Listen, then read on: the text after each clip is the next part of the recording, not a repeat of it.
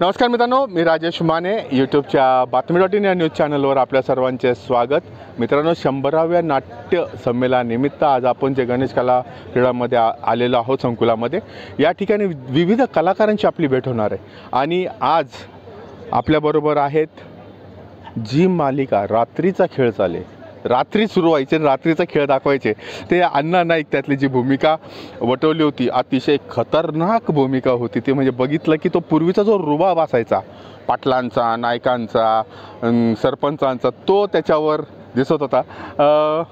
काय सांगू शकताय त्या रोलबद्दल थोडंसं सांगा, त्या सिरियलबद्दल थोडंसं सांगा आणि मग आपण इकडे येऊयात.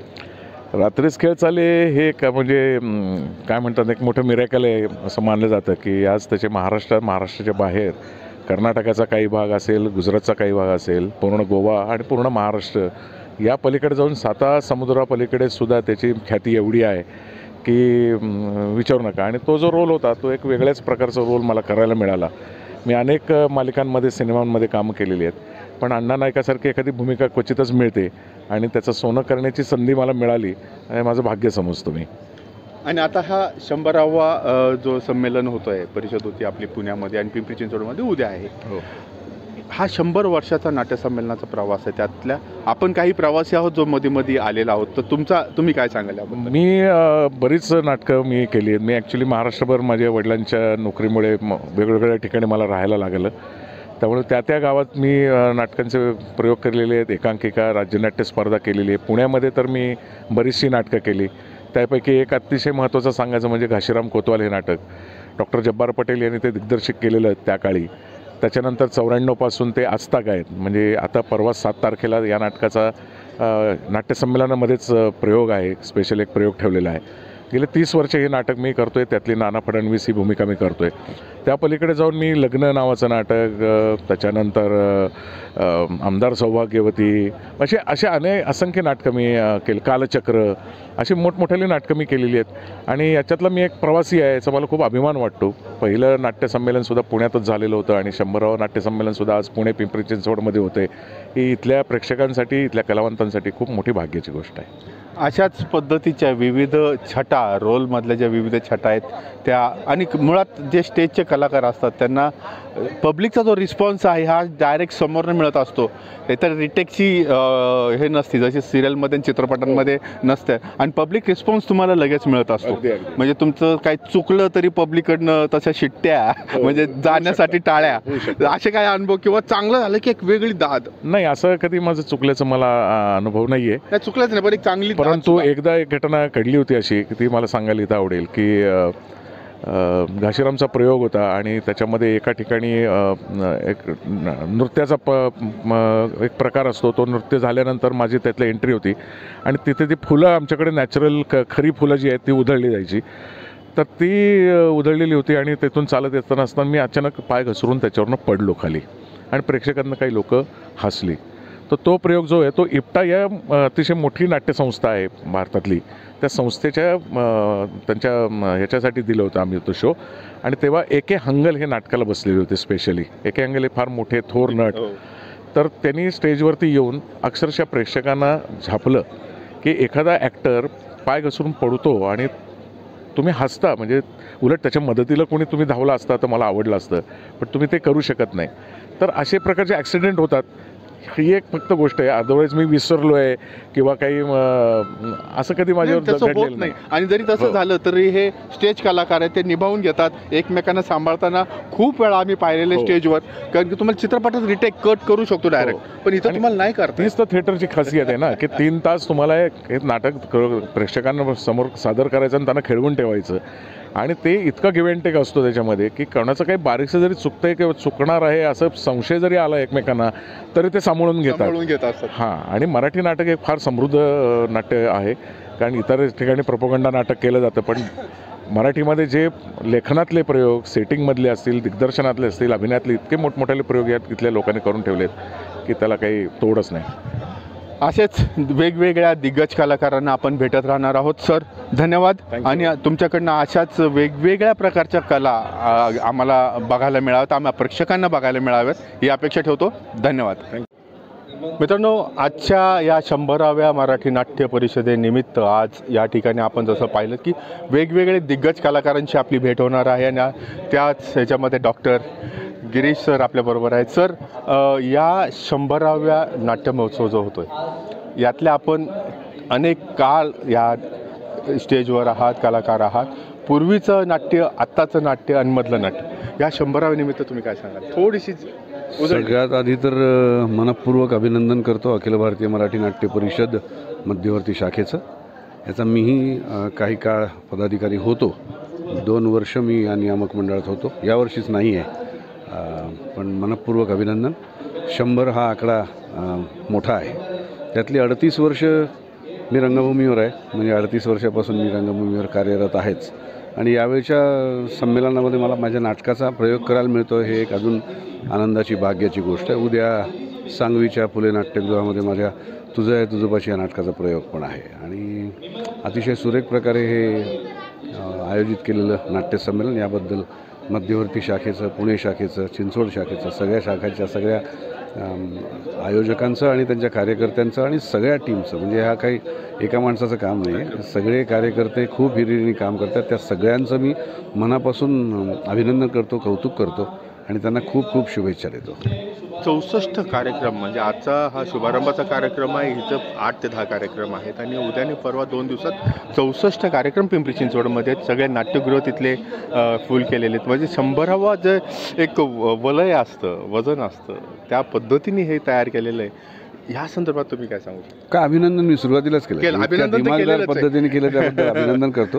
हे आवश्यक असतं. या निमित्ताने एक ज्याला आपण म्हणतो ना की एक प्रेक्षकांमध्ये एक जागृती येते की नाट्यविषयक काहीतरी लोक ऐकतात, वाचतात, पाहतात, समारंभात जातात. त्या दृष्टीने एक काहीतरी अवेअरनेस म्हणतो आपण, जागरूकता ती येते आणि ते आवश्यक आहे. म्हणजे आपली ही जी कला आहे ती आपल्याला कळत नाही. म्हणजे जागतिक पातळीवर जरी विचार करायचा झाला तरी आज मराठी नाटक भारतात तर 1 नंबर आहेच, पण जगात जरी विचार करायचा झाला तरी आज ऑड डे ज्याला म्हणतो आपण, वर्किंग डेला प्रयोग हा फक्त मराठी नाटकाचा होतो. जागतिक पातळीवर कुठेही सगळीकडे शनिवार रविवार नाटकं होतात. आणि ती जी नाटकं आहेत जी मोठ्या प्रकारावर होतात, म्हणजे लंडनमध्ये होत असतील किंवा अमेरिकेत होत असतील, ती एकाच ठिकाणी सादर केली जातात. आपल्यासारखी नाटकं वेगवेगळ्या ठिकाणी सादर करणं हे फक्त मराठीच कलाकार करू जाणवत.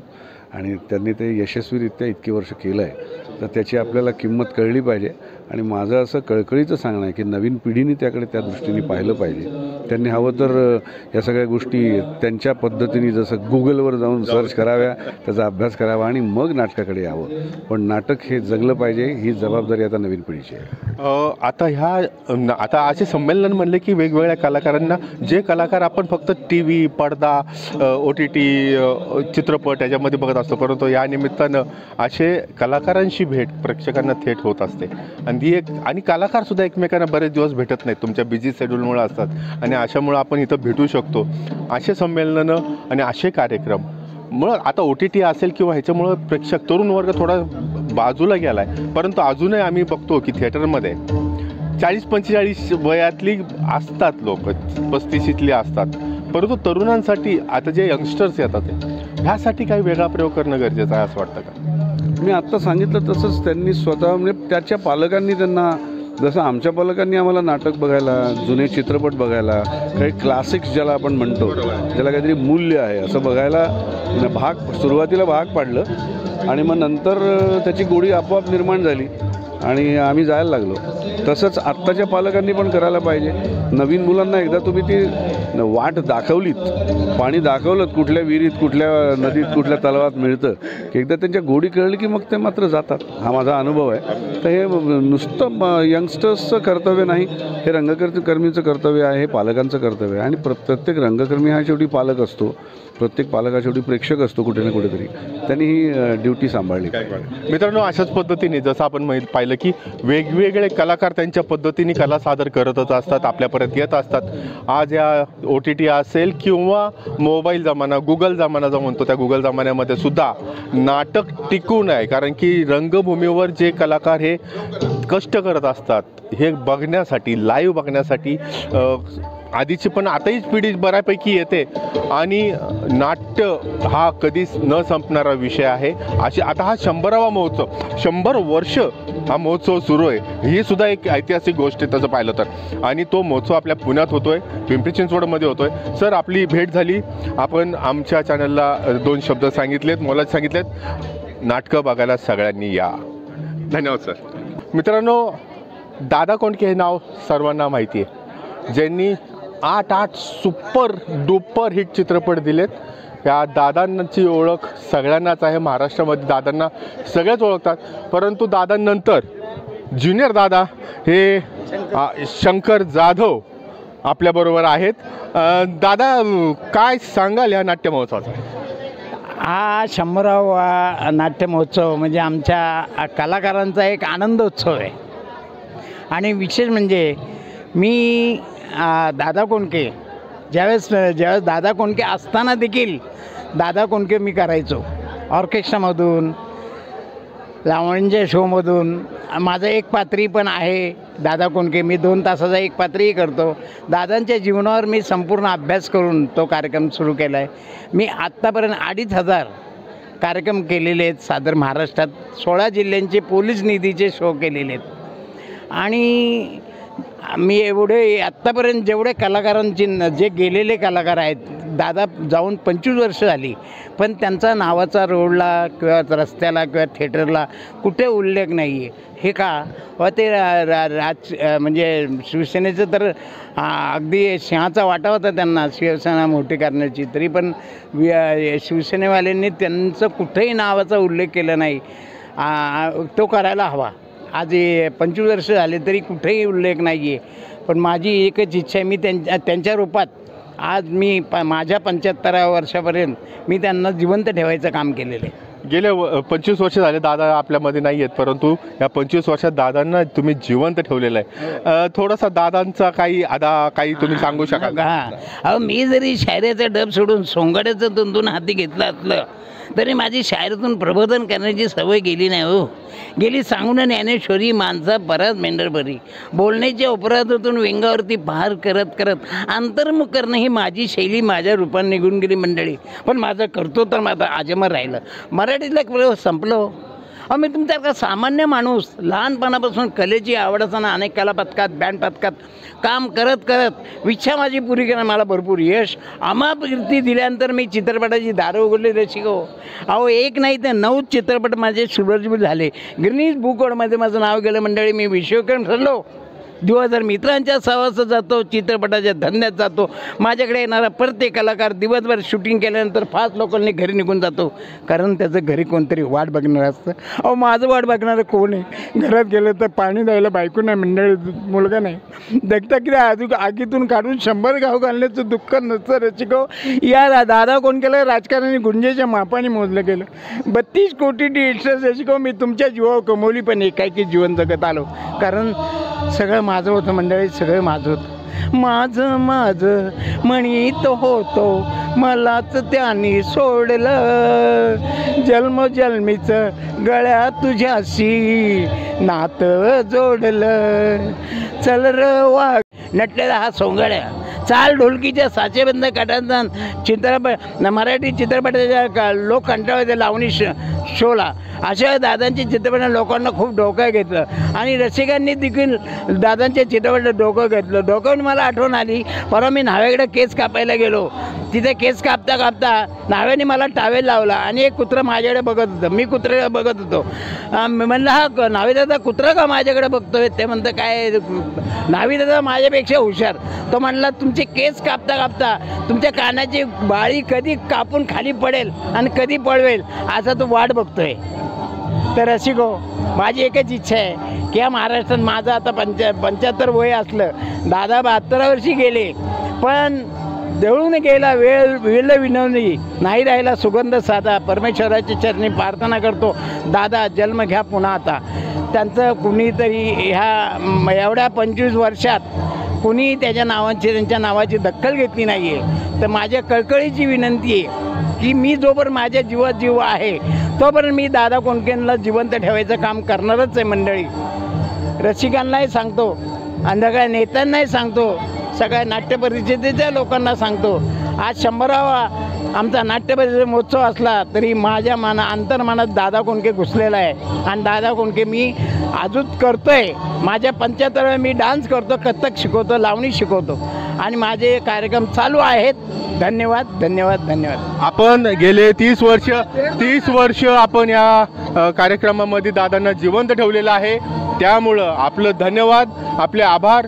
आणि मराठी प्रेक्षकांमध्ये दादांना विसरणं मराठी प्रेक्षकांना शक्यच नाही, परंतु तुम्ही तुमच्या पद्धतीने तुमची जी इच्छा पूर्ण बोलून दाखवली. दादांनी विचारलं होतं, बोललं होतं एकदा, इच्छा माझी पूर्ण करा. तेच आपण तुमची इच्छा पूर्ण करण्यासाठी अनेक जण प्रयत्न करूयात. धन्यवाद धन्यवाद. मित्रांनो, 100व्या अखिल भारतीय नाट्य महोत्सवानिमित्त गणेश कला क्रीडा मंचावर आपण आलेलो आहोत. आणि या ठिकाणी जसं आपण सांगितलं की तुम्ही वेगवेगळ्या आपण दिग्गज कलाकारांना आपण भेटणार आहोत, त्यांच्याशी गप्पा मारणार आहोत, त्यांच्याशी चर्चा करणार आहोत. आणि याच पैकी एक कलाकार आपल्याबरोबर आहेत. सासूबाईंचं असंच असतं, या अशाच अनेक नाटकांपैकी एक विजयजी आपल्याबरोबर आहेत. सर, आपले नाटकं जी लोकांना आवडतात, प्रसिद्ध आहेत, गेले अनेक वर्ष तुम्ही रंगमंचावर आहात. हा 100वा महोत्सव आहे, याच्यामध्ये एक वजन आहे. खरे आपण 25, 50, 75, 100 या शेवटच्या 25 वर्षातल्या आपण आहोत. सेंचुरी 75 सेंचुरी महत्त्वाची. काय सांगा? मला खूप आनंद होतो. खरं तर मी एक भाग्यवान कलाकार समजतो स्वतःला की 100वं नाट्य संमेलन आहे आणि त्या 100व्या नाट्य संमेलनाचा एक महत्त्वाचा भाग मी आहे. आणि सगळ्यात महत्त्वाचं म्हणजे आपल्या पुण्यामध्ये हे 100वं नाट्य संमेलनाचा शुभारंभाचा सोहळा होतो आहे. त्यामुळे खूप आनंद आहे. आणि मध्ये काही काळ नाटकाला काय आता अवकळा आली का काय असं लोकांना वाटत होतं, पण आता पुन्हा नाटक वेग घेतं आहे. फिनिक्स पक्षाप्रमाणे नाटक पुन्हा चांगल्या पद्धतीने स्वतःच्या पायावर उभं राहणार आहे आणि लोकांना नाटक आवडणार आहे आणि लोक नाटकाकडे वळणार आहेत परत. याचा खूप आनंद होतो आहे. आणि ह्या नाट्य संमेलनामुळे तर नाटकाकडे अनेक लोक वळतील अशी खात्रीच आहे मला.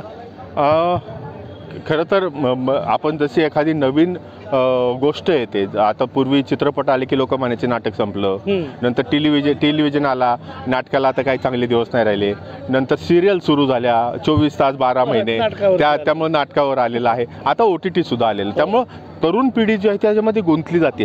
पण त्यामध्ये नाटकांचं भविष्य मध्ये आपण जसं म्हटलं थोडीशी अवकाळ आली होती, तिथं लोक प्रेक्षक कमी झाले होते. परंतु दर्जेदार नाटकं बघायला अजूनही लोक तेवढीच गर्दी करतात.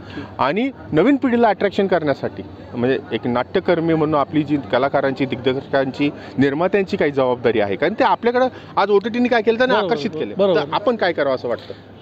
आपण जास्तीत जास्त चांगली नाटकं समोर आणली पाहिजेत. म्हणजे पूर्वीच्या काळी खूप चांगली नाटकं होती जी समाज प्रबोधन करायची आणि त्याच्याबरोबर मनोरंजन करायची. आताच्या काळात काय होते, खूप विचार करायला काही काही नाटकं येतात आणि त्यामुळे लोक त्याच्याकडे पाठ फिरवतात.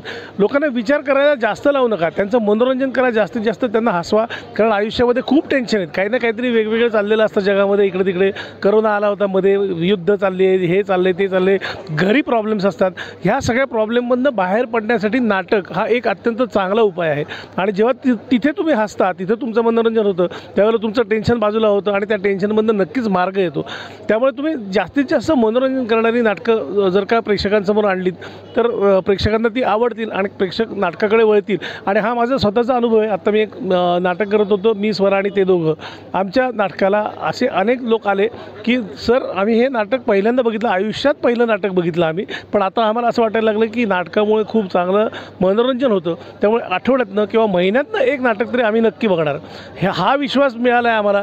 त्यामुळे अशी नाटकं जर का लोकांच्या समोर आली, प्रेक्षकांच्या समोर आली, तर नक्कीच नाटकाकडे लोक अजून वळतील आणि गोडीनं बघतील. कारण महत्त्वाची गोष्ट म्हणजे सिरियल किंवा पिक्चर किंवा OTT हे वन टेक नसतात आणि नाटक म्हटलं वन टेक असतं आणि लाईव्ह असतं, मुख्य स्वतः समोर चाललेलं असतं. त्यामुळे ते नाटक एन्जॉय करताना कलाकारांनाही आनंद होतो आणि प्रेक्षकांनाही आनंद होतो आणि तो आनंद लुटायला प्रेक्षक नक्की नाटकाकडे येणारच. आणि पुण्याचं पब्लिक म्हणलं तर नाटक चुकलं तर अंडी आणि टमाटी असतातच, परंतु जेव्हा नाटक आवडतं त्यावेळेला डोक्यावर घेतात. जिथं म्हणजे पुण्यात असं म्हणतात आणि बरेचसे नाटकातली जी नाट्यमंडळी आहेत किंवा चित्रपट मंडळी आहेत ते पुण्यात प्रयोग करायला, सुरुवातीचा प्रयोग करायला घाबरतात. नको बाबा, पुणेकरांनी पाडलं की मग महाराष्ट्रात कुठं चालत नाही, त्याला एक डेअरिंग लागते. आणि चोखंद प्रेक्षक आहे पुण्यातला, त्याच्याबद्दल वादच नाही. आणि जसं यांनी सांगितलं की भविष्य नाटकाला वाईट नाही हो, 3 तास तिथं फक्त त्यांचं मनोरंजन. जसं यांनी सांगितलं कुठलाही माणूस थिएटरमध्ये का जातो, चित्रपट असेल नाटक असेल का जातो, तर मनोरंजनासाठी जातो. त्यांना वैतागून ते सासू सुनांची भांडणं, ते शेजाऱ्याची भांडणं, ते नाव विचारवंत, त्यापेक्षा मनोरंजन. आणि ही मंडळी आणि बघायचं मनोरंजन. म्हणजे आपण एखादा पिक्चर बघून येतो, अरे हा काय 50 जणांना मारतो एकटा, अरे काय रेड आहे का काय तो 50 जणांना मारायला, पण आवडतं लोकांना तसं. तशा पद्धतीचं निखळ मनोरंजन आणि मग तुमच्या नाटकांची नावं अशीच का वेगळी का असतं? तो सासूबाईंचं असंच असतं आणि असं म्हणजे काय लोकांना ते नाटक काय असणार आहे, सासूबाईंचं असं असतं म्हणजे काय असतं नक्की, ही क्युरियोसिटी राहते आणि त्यामुळे नाटक बघायला येतात. आणि नाटक बघितल्यानंतर त्यांना आनंद होतो की अरे कधी कधी सुनांना वाटतं हो माझी सासू अशीच वागते बरं का, आणि सासूला पण वाटतं अरे माझी सून पण अशीच वागते बरं का. पण ते घरचं नाटक होतं आणि घरचं नाटक बघितल्यानंतर लोकांना आनंद होणारच आहे. येस येस मित्रांनो, असेच नक्की आता या 100व्या नाट्य महोत्सवानिमित्त पुन्हा एकदा नाटकं बघायला या. नाटकं म्हणजे अभिनय बघा, नाटकं म्हणजे ती नाटकं नाहीत, नाट्यगृहातली नाटकं बघायला या. सर धन्यवाद. आणि आपल्याकडनं अशाच कलांच्या, नाटकांच्या, तुमच्या त्या अभिनयाची अपेक्षा आहे. आम्हाला असंच खेळवत ठेवा. धन्यवाद. थँक्यू. धन्यवाद. मित्रांनो, 100व्या अखिल भारतीय नाट्य परिषदेनिमित्त आज आणखीन एका कलाकाराशी आपण भेटणार आहोत. संदीप पाटील सर. संदीप सर, ह्या 100व्या नाट्य महोत्सवानिमित्त आज इथं अनेक कलाकार, अनेक रंगकर्मी आपण ज्यांना म्हणतो, स्टेजवरचे बॅकस्टेज, फ्रंट स्टेज, लाईट्स वगैरे सगळे आहेत तिथे. काय सांगाल तुम्ही या 100व्या नाट्य महोत्सवानिमित्त? सर्वात आधी सर्व रसिक प्रेक्षकांना आणि मित्रपरिवारांना माझा नवीन वर्षाच्या हार्दिक शुभेच्छा माझ्याकडून. आणि दुसरी गोष्ट म्हणजे एक खूप प्राऊड फील आहे पुणेकरांसाठी, म्हणजे फक्त कलाकारांसाठी नाही तर पुणेकरांसाठी ही खूप अभिमानाची गोष्ट आहे की 100वं संमेलन, नाट्य संमेलन आज पुण्यामध्ये होतं आहे. म्हणजे 100 वर्ष झाली आणि आज त्याचं मला वाटतं शुभारंभ इथूनच सुरू होतं पुण्यावरून. तर पुण्यासाठी खूप अभिमानाची गोष्ट आहे. आणि त्यातल्या माझ्यासाठी खूप अभिमानाची गोष्ट अशा करता आहे की ज्यांचा मी नातू आहे, की ज्यांनी अनेक नाटकं गाजवली, अनेक चित्रपट केले, असे वसंत शिंदे सगळ्यांना माहिती असतील, त्यांच्या मुलीचा मुलगा मी. तर त्याच्यामुळे माझ्यासाठी हा खूप प्राऊड मोमेंट आहे की आज त्यांचा नातू म्हणून मी रिप्रेझेंट करणारे. संध्याकाळी माझी संगीत रजनी आहे आणि मी आज पहिल्यांदाच मराठी गाण्यांचा कार्यक्रम करतो आहे, लख लख चंदेरी. तो रात्री 8 वाजता आहे. तुम्ही सगळेजण या डेफिनेटली. आणि पुणेकरांसाठी आणि कलाकारांसाठी आज खरंच खूप वेगळी मेजवानी आहे. ती मेजवानी अशी आहे की याच्यामध्ये संपूर्ण महाराष्ट्रभरचे सर्व कलाकार, त्यानंतर चित्रपटसृष्टीमधले आणि आमचे अध्यक्ष माननीय मेघराज राजे भोसले आणि प्रशांतदादा दामले, तर यांनीसुद्धा आम्हाला खूप छानपणे मार्गदर्शन केलं. खूप चांगला पाठिंबा त्यांनी आम्हाला दिला मोठ्या भावासारखा, आणि खूप चांगला सपोर्ट त्यांच्याकडनं मिळतो आहे. आणि म्हणूनच मला वाटतं की हे सगळ्यांचं मिळून टीमवर्क आहे. आज हे जे नाट्यसंमेलन 100वं नाट्यसंमेलन या ठिकाणी पुण्यामध्ये होतं आहे, टीमवर्क आहे. तर टीमवर्कमुळे हे संमेलन खूप छान होणार आहे. फक्त पुण्यात नाही तर ज्या ठिकाणी हे संमेलन होणार आहे ते खूप चांगलं होणार आहे. तर सगळ्यांना माझ्याकडनं, माझ्या परिवाराकडनं मनापासून खूप खूप शुभेच्छा. या संमेलनानिमित्त म्हणजे आता पुण्यामध्ये तर आता आपण गणेश कलाला आहोतच, या ठिकाणी जवळजवळ 8-10 कार्यक्रम आहेत. पिंपरी चिंचवडला 2 दिवसात 64 कार्यक्रम आहेत. नाटक आहे, त्याच्यामध्ये संगीत रजनी आहेत, लावणी आहेत, वेगवेगळे नाटकंसुद्धा प्रत्येक तिकडच्या ठिकाणी आहेत. 64 कार्यक्रम त्या ठिकाणी आहेत. एवढी मोठी मेजवानी प्रेक्षकांना बघायला, अनुभवायला मिळते. आणि ते सुद्धा पुण्यात 3 दिवस हा अखंड काय म्हणतात त्याला 100 वर्ष म्हणले की त्याचा जो महोत्सवच आहे. या महोत्सवामध्ये प्रेक्षकांना तुम्ही काय आवडतं? प्रेक्षकांना एवढंच मी आवाहन करेन की जसं प्रेक्षक आजपर्यंत 100 वर्ष मी असं म्हणेन की रसिक प्रेक्षक जे आहे, आमचे मायबाप आहेत ते, त्यांनी आम्हाला आजपर्यंत रंगमंचावर ती आम्ही काम करतो, पण समोर जे बसतात ते आम्हाला प्रेम, टाळ्या, त्यांच्यामुळे आमचा एक उत्साह वाढतो. त्यांच्या प्रेमामुळे आमचं एक एनर्जी वाढत असते. आणि ती एनर्जी सदा आमच्या पाठीशी राहो, कारण आम्हाला अजून तुम्हाला काहीतरी चांगलं द्यायचं आहे. याच हेतूने तुमचा आशीर्वाद आमच्या मागे अजून 100 वर्ष येणाऱ्या सर्व कलाकारांना लाभो, एवढाच मेसेज मी या ठिकाणी देईन. मित्रांनो, हे सर्व कार्यक्रम 3 दिवस, आजचा पुण्यातला आणि उद्या पिंपरी चिंचवडमधले सर्व नाटक, सर्व कार्यक्रम पुन्हा आम्ही सांगतोय मोफत आहेत. फक्त फर्स्ट कम फर्स्ट सर्व. तुम्हाला जर एखादं नाटक बघायचं असेल आणि अतिशय उच्च दर्जाचे नाटकं या ठिकाणी आहेत, त्याच्यामुळे जर तुम्हाला नाटक बघायचं असेल मोफत आहे, फक्त तिकीट घ्यायला आधी पोचा, तिकीट संपल्यानंतर ओरडू नका. सर, आपण आमच्या बातमी.inशी बोललात, धन्यवाद. खूप खूप धन्यवाद. Thank you sir. या म्हणजे आता तुमचा परफॉर्मन्स वगैरे काय आहे का या ठिकाणी आज दिवसभर परफॉर्मन्सच आहे बाहेर फक्त? हां, म्हणजे स्टेजवर नाही. लोकांना रिसीव्ह करणं, सेलिब्रिटीज येत आहेत त्यांना रिसीव्ह करणं, ओके त्यांना त्यांच्या योग्य ठिकाणी नेऊन सोडणं, ओके. आणि स्टेजवरच्याही जबाबदाऱ्या आमच्यावर आहेत. तर म्हटलं या सगळ्या गडबडीत सगळ्या महिला मस्त नटून थटून येतात ओके. आणि आपण पुरुष मागे करायचो. तर आम्हाला हे सलूनवाले म्हटले की आमच्याकडे मेकअप डेमो आम्ही देतोय, तर तुम्ही करून घ्याल का? म्हटलं आवडेल मला. घ्या करून म्हणजे आपणही देखणं दिसूया, चेहऱ्यावरचे काय डाग बिग असतील ते या श्रावणीने माझ्या चेहऱ्यावरचे डागही सगळे घालवून टाकले आणि मजा येते, छान वाटते. Okay, thank you. सन्मान करावा. कलाकारांवरती, नाटकावरती, कलेवरती आम्हा प्रेम करणारे श्रीनिवास पाटील साहेब आहेत. सर्वच मंडळी आहेत.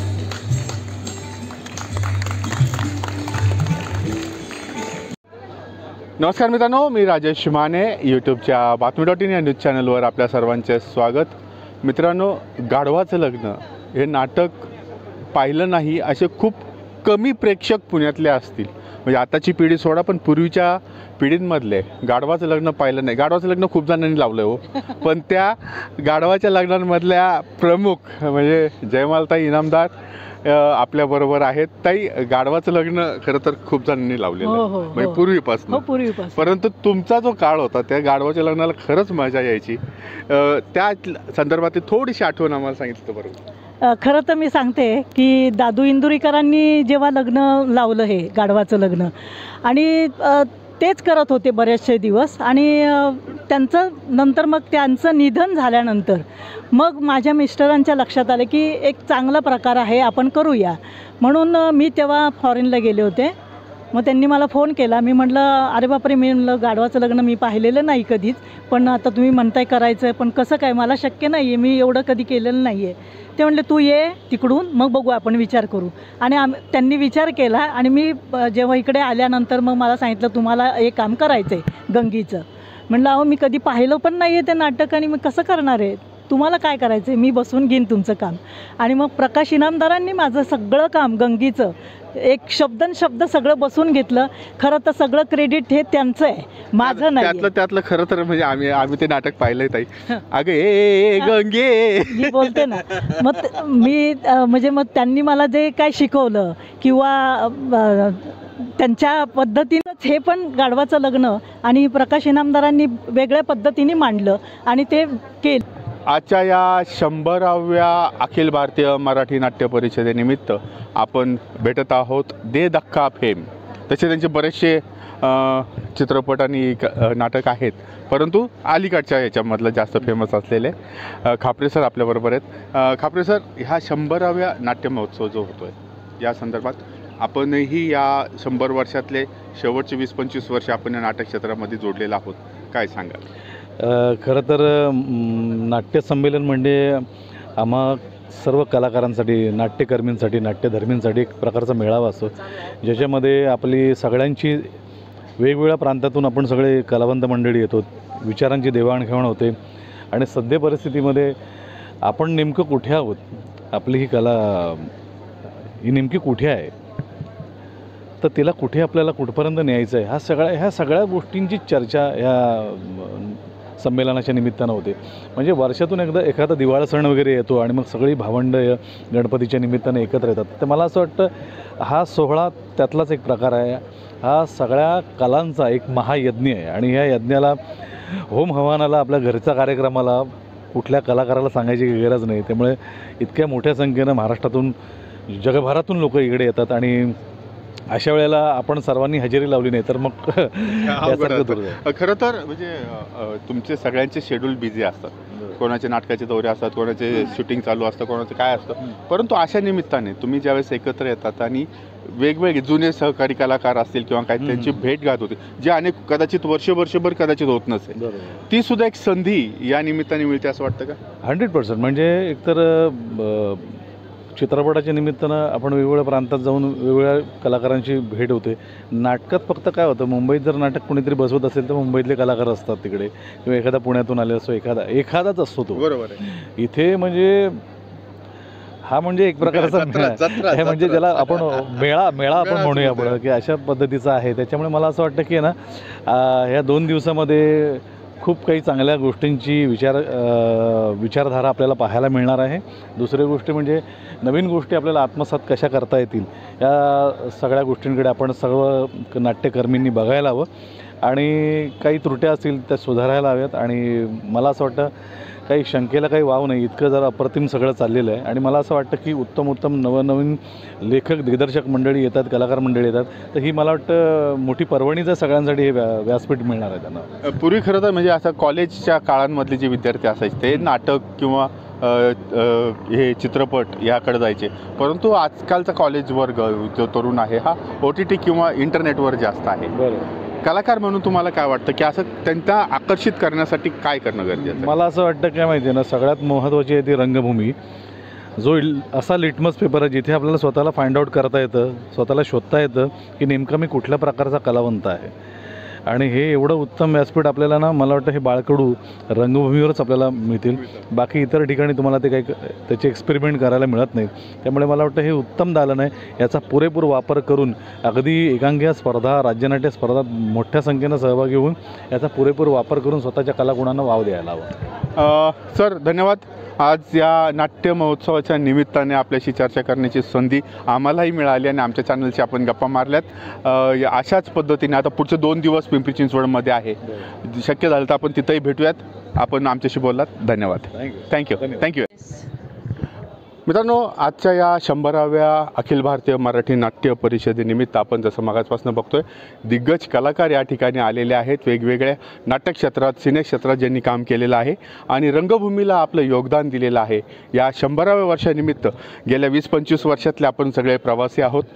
त्यातले शुभांगीताई आपल्याबरोबर आहेत. ताई, या 20-25 वर्षातलं, आता हे 100वं वर्ष आहे, 25-30 वर्षातले आपले सगळं कालखंड आहे. अध्यक्ष प्रशांत दादा आहेत, त्यांच्याबरोबर तुम्ही बरीचशी कामं केलेली आहेत. काय अनुभव सांगाल तुम्ही?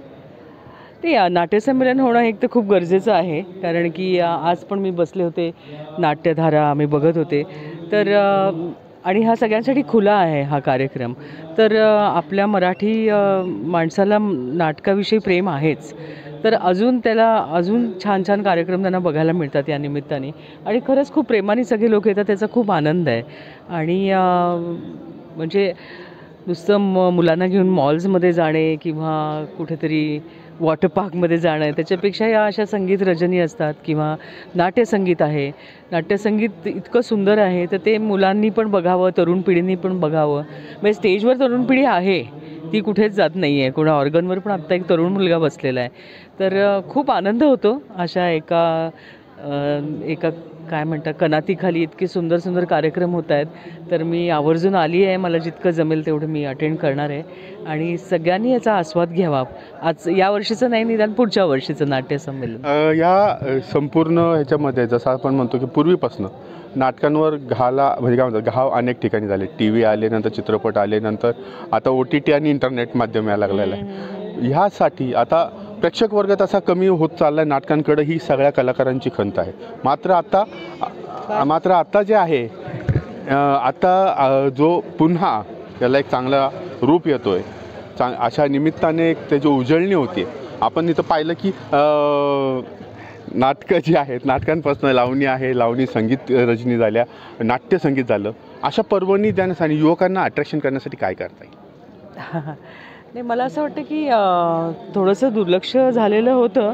पण मी जेव्हा नाटकात काम केलं तेव्हा मला अतिशय आश्चर्य वाटतं की तुम्ही म्हणालात तसं OTT आहे किंवा सगळे चॅनल्स आहेत आणि लोकांना मनोरंजनाची अजून माध्यमं आहेत, पण तरी नाटकाला म्हणजे मी प्रशांतबरोबर काम केल्यामुळे मी फुल हाऊस प्रयोग बघते. बुधवार दुपार फुल हाऊस करतो तो माणूस. म्हणजे लोकांना खूप आवडतं नाटक बघायला. आणि कोविडनंतर फार जाणवलं की नाटकाला जाण्याची संख्या वाढली, कारण की लोकांचं लक्षात आलं की तेव्हा आपल्याला अन्न वस्त्र निवारा तसं होतं, रिस्ट्रिक्टेड होतं, पण माणसाला माणूस भेटत नव्हतं. त्यामुळे मला असं वाटतं की नाटक नाही मरणार नाही. नाही मरण्याचा विषय नाही, परंतु नाट्य निर्माते, नाट्य दिग्दर्शक किंवा नाट्य कलाकारांनी थोडासा बदल ॲटिट्यूड म्हणजे काय म्हणतात त्याला, आपल्या प्रसिद्धीसाठी बरोबर करणं गरजेचं वाटत नाही की हा सोशल मीडियाचा जर प्रसिद्धीसाठी जर वापर करून घेतला, छोटे छोटे तुमचे रील्स किंवा शॉर्ट्स करून जर वापरले तर लोकांना कळायला तर पाहिजे की हे काय आजच्या पिढीला सांगतोय. हा, आजच्या पिढीसाठी खरं बरोबर आहे, पण काय होतं ना की शेवटी बजेट एक असतं. म्हणजे तुम्ही तर तिकिटाचा दर वाढवला तर नाटकाला लोक येणार नाहीत. मग कमी याच्यामध्ये तिकिटांचा, जाहिरातींचा हा खर्च खूप असतो, त्यामुळे तो थोडासा. पण मला असं वाटतं अमर फोटो स्टुडिओसारखं नाटक होतं ज्यांनी क्रांती केली पूर्णपणे, की ज्या मुलांनी कधी आयुष्यात नाटकच पाहिलं नव्हतं अशा मुलांनी 5-5 वेळा ते नाटक पाहिलं. तर मला असं वाटतं की उलट अमर फोटो स्टुडिओसारखी नाटकं अजून यायला पाहिजे. म्हणजे मग तरुण वर्ग आपोआप येतो, कारण की तरुण मुलं खूप हुशार असतात, त्यांना काय चांगलं काय वाईट नक्की कळतंय. नाही, प्रशांतदादांच्या कार्यक्रमाला म्हणजे गर्दी होते, म्हणजे ते सकाळी असू दे दुपारी असू दे, त्यांनी 12-12 तास रेकॉर्ड केलेला आहे त्यांनी, आणि त्यांच्याबरोबर तुम्ही कामसुद्धा केलं, त्यामुळे त्यांच्या नाटकांना हाऊसफुल गर्दी असते आणि त्यांच्यामधनं कॉमेडी तर मिळतेच, पण टुमणे म्हणतात ना, शाळेतलं प्रबोधन होतं. ताई, तुम्ही आमच्याशी बोललात, 100व्या नाट्य महोत्सवानिमित्त आपली भेट झाली आणि आजच्या नवीन प्रेक्षकांना सुद्धा आपली नाटकं जी स्टेजवर आपण परफॉर्म केलेली आहेत ती बघण्यासाठी आपण काय आवाहन करा? नाही, जास्तीत जास्त नाटकाला म्हणजे मराठी नाटक किंवा मराठी प्रेक्षक यासाठी प्रसिद्ध आहे की त्याचं जसं बजेट असतं की प्रवासाला जाण्याचं किंवा इतका रविवारी सिनेमाला जाण्याचं, तसं नाटकाचं पण बजेट असतं असं खूप वर्ष मी ऐकत होते. ते तसंच कायम ठेवा आणि आणि नाटकाला या. नाटक म्हणजे असं म्हणतात की जगाच्या अंताला 2 माणसं शिल्लक राहिली तर त्या एक नाटक करत असेल आणि एक नाटक बघत असेल. म्हणजे नेहमी म्हणतात ना, जास्त नाटक करू नको, ते त्यातलंच काहीतरी नाही, पण जास्त कर म्हणजे नाटक. धन्यवाद ताई. मित्रांनो, 100व्या नाट्य संमेलनानिमित्त आज आपण या ठिकाणी आलेलो आहोत आणि राजकारणी कमी आणि नाट्यवेडे जास्त असे उल्हासदादा आपल्याबरोबर आहेत. मगाशी तुमचा कार्यक्रम आम्ही पाहिला की आमच्या चष्म्यातनं, म्हणजे तुमच्यासारख्या पुढाऱ्यांच्या चष्म्यातनं, परंतु तिथं पुढारी कमी आणि एक रसिक जास्त आम्हाला दिसला. आणि तुमचा कॉलेजच्या काळापासूनचा प्रवास तुम्ही सांगितला. ह्या 100व्या महोत्सवामध्ये काय तुमचा अनुभव आहे आणि कसा? नाही, अखिल भारतीय मराठी नाट्य परिषदेचं हे 100वं नाट्य संमेलन. तशी नाटकाची परंपरा खूप जुनी आहे, पण संमेलन म्हणून हे 100वं आहे. आणि 100वं संमेलन होत असताना प्रशांत दामले सारखा अध्यक्ष, मेघराज राजे भोसले, त्यांचे सगळे सहकारी, सगळे विश्वास्त यांनी फार मनापासून या नाट्यसंमेलनाचं आयोजन केलेलं आहे. आणि विविध उपक्रम म्हणजे नाट्याचा जुना इतिहास, आजचं वर्तमान आणि भविष्यामध्ये त्याचा काय उपयोग होईल, सामाजिक परिणाम काय, राजकीय काय, सांस्कृतिक काय, त्याचे वेगवेगळ्या प्रदेशातले वेगवेगळे भाग कसे आहेत, पद्धती कशा आहेत, भाषा कशा आहेत, या सर्वांची एक उत्तम सविस्तर चर्चा या निमित्तानं विविध अशा कार्यक्रमाच्या माध्यमातून घेतली. हे प्रथम त्यांना धन्यवाद दिले पाहिजेत. आणि मराठी नाटक हे जागतिक पटलावर, म्हणजे मी जागतिक पटलावर म्हणतो, कारण नाटकाची परंपरा अगदी आपण शेक्सपियरपासून नावाची सुरुवात करतो, अगदी इंग्लंडमध्ये आणि ग्रीस नाटकापासून, पण भारतीय सांस्कृतिक क्षेत्रामध्ये सुद्धा पौराणिक, ऐतिहासिक, सामाजिक नाटकांची परंपरा संस्कृत आणि विविध भाषांच्यामध्ये. त्यात मराठी भाषेचं नाट्याचे विषय स्वातंत्र्याच्या प्रेरणेपासून सामाजिक सुधारणेपर्यंत, शैक्षणिक प्रसारापासून कुटुंब नियोजनापर्यंत, पर्यावरणापासून भक्तिमार्गापर्यंत असे सगळे विषय या नाट्यमाध्यमातून, आणि प्रबोधन करण्याचं काम. हे मनोरंजन आहेच, संगीत आहे, त्यात लोकसंगीत आहे, अभिजात संगीत आहे, पण मनोरंजनाबरोबर प्रबोधन करण्याचं काम आणि सामाजिक आणि राजकीय प्रेरणा देण्याचं काम नाट्यसृष्टीने खूप मोठं केलेलं आहे. त्याची सर्व आठवण या संमेलनाच्या निमित्तानं करण्याचा एक चांगला सुंदर असा उपक्रम आणि त्यातला एक परिसंवाद, त्यात मला सहभागी होता आलं, म्हणून माझी भूमिका मगाशी मी त्या ठिकाणी मांडली. मला खूप आनंद होतो. ही तक्रार असते की नाट्य काय म्हणतात, नाट्यगृहांकडे किंवा नाटक बघण्याकरता, आणि आजच्या ह्या जमान्यामध्ये इंटरनेट आहे, सोशल मीडिया आहे, वेगवेगळे प्लॅटफॉर्म्स उपलब्ध आहे, असं असताना हातात सगळं मनोरंजन असताना अगदी बरोबर नाट्यगृहाकडे प्रेक्षक वळावा यासाठी काय झालं की अलीकडच्या या तंत्रज्ञानामध्ये, वैज्ञानिक ह्याच्यामध्ये दूरदर्शनपासून हा जो लॅपटॉप किंवा आपला तो मोबाईल आला आहे आणि हा जो या यंत्रणा आल्यामुळं काय झालं आहे, माणूस खूप म्हणजे त्याला वेळ आहे पण तो वेळ कशाला द्यायचा म्हणून अशा बघण्यामध्ये वेळ घालवतो आहे. आणि त्यामुळं पडद्यावर किंवा थिएटरमध्ये रंगभूमी म्हणजे मंदिरात जाऊन नाटक बघावं, प्रचंड प्रेक्षकांची गर्दी करावी असं अलीकडच्या काळात कमी होतं. पण काही नाटकांना जरूर होतं, बरोबर आहे, पण तरी तुलनेनं कमी होतं. नंबर 1. आणि शासनाने मराठी नाटकांसाठी थिएटर्स किंवा उत्तम प्रकारची रंगभूमी क्षेत्र किंवा रंगमंदिरं निर्माण करणं ही काळाची गरज आहे. आणि हा अनेक यशवंतराव चव्हाण साहेबांच्यापासून विलासरावांच्यापर्यंत, शरदरावांच्यापासून अनेकांनी हा प्रयत्न केलेला. अगदी विलासराव मुख्यमंत्री असताना तालुका त्या ठिकाणी नाट्यगृह, बरोबर, निदान ओपन नाट्यगृह, निदान ज्या गावामध्ये छोटं गाव आहे मुक्त नाट्यगृह अगदी बंदिस्त नसलं तरी चालेल पण ते असावं, त्याला एक प्रोत्साहन द्यावे. म्हणून त्यांनी काय केलं की नाटकांची विभागणी केली. त्याची जबाबदारी अगदी त्यावेळच्या नाट्यनिर्माते दिग्दर्शक यांच्यावर सोपवली. अ वर्ग, ब वर्ग, क वर्ग अशी 3 नाटकामध्ये, आणि त्या प्रत्येकाला त्याच्या मकसुदाप्रमाणे अनुदान देण्याची व्यवस्था सरकारने केलेली आहे.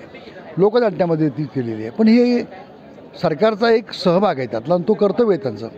पण ते करत असताना शेवटी कितीही शासनाने मदत केली तरी लोकांचा सहभाग आणि लोकांची आर्थिक पाठबळ हे जर नसेल ना तर मग या नाट्यसृष्टीला जसं एक भरभराट आणखीन जशी पूर्वकाळी होती, संस्थान काळामध्ये होती, लोकांचं त्याला हे होतं, प्रेरणा होती. स्वातंत्र्याची प्रेरणासुद्धा या नाटकातून मिळाली. अगदी हे सर्व लोकांनी केलं पाहिजे. साधी गोष्ट आहे हो. म्हणजे केशवराव भोसले आणि अण्णासाहेब किर्लोस्कर म्हणजे या 2 रंगभूमी समजा वेगळ्या होत्या किंवा त्या प्रवाह कधी एकत्र येत नव्हते. पण गांधींनी विनंती केली, लोकमान्य टिळकांनी सांगितल्याप्रमाणे स्वराज्याचा फंड गोळा करायचा आहे. कधी ना एकमेकाच्या जवळ येणाऱ्या माणसांनी संयुक्त मानापमानचा प्रयोग केला आणि हजारो रुपयांची प्रेक्षकांनी मदत केली, भरभरून प्रेक्षक आले. ही परंपरा आजच्या वर्तमान काळात कोणती समस्या आहे महत्त्वाची, त्याकरता शासनाने आणि प्रेक्षकांनी त्याचप्रमाणे निर्माता दिग्दर्शक सुद्धा त्यांचा भाग आहेत. या महोत्सवानिमित्त 100व्या महोत्सवानिमित्त आपली भेट झाली. आपले विचार आपण स्टेजवर सुद्धा मांडलेत आणि आमच्या चॅनलवर सुद्धा मांडलेत.